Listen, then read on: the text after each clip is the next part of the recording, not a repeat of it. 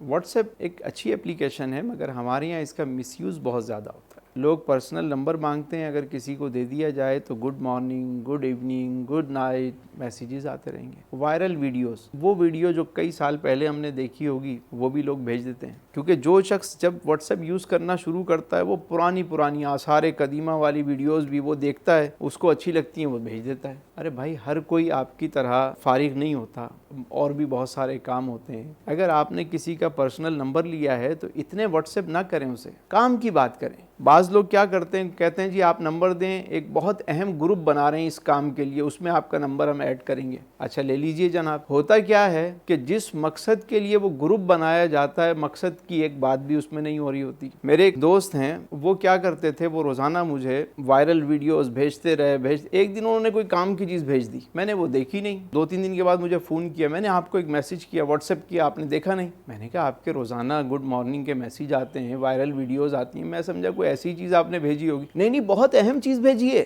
आप उसे देखिए। मैंने देखा, बाद में रिप्लाई किया और मैंने उनसे कहा कि खुदारा, वायरल चीज़ों के लिए आप कोई अपनी एक आईडी बना लें, अपना पर्सनल कोई पेज बना लें, उस पर वो चीज़ें भेज दिया करें, जिसको देखना होगा देख लेगा। आप अगर किसी को व्हाट्सएप करें तो कोई काम की बात करें, बिला ज़रूरत व्हाट्सएप का इस्तेमाल न किया करें।